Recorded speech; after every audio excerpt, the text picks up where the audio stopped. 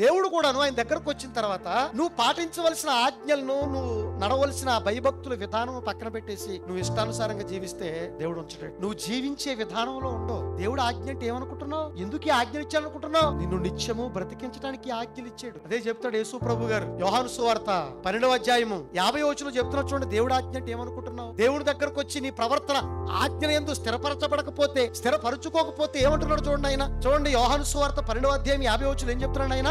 మరియు ఆయన ఆజ్ఞ నిత్య జీవం, అది నిత్యము జీవిస్తూనే ఉంటావు, బ్రతుకుతూనే ఉంటావు. దేవుని సన్నిధికి వచ్చి నువ్వు నిత్యము బ్రతకాలి అంటే, ఈ భూమిని విడిచిపెట్టిన తర్వాత నువ్వు నిత్య జీవానికి వెళ్ళాలంటే ఆయన ఆజ్ఞ తప్పనిసరిగా నువ్వేం చేయాలి? పాటించాలి. నీ జీవితాన్ని ఉన్నతంగా కట్టుకోవాలి. దేవుడు అంటే భయభక్తులు కలిగి బ్రతకాలి. కానీ నీకు ఇష్టం వచ్చినట్టు నువ్వు పేలకూడదు, మాట్లాడకూడదు. నీ ఇష్టం వచ్చినట్టు నువ్వు అడగటానికి వీల్లేదు. నువ్వు ఎవరు సొత్తు? తన కోసం పవిత్రపరుచుకున్న దేవుని సొత్తు నువ్వు నేను.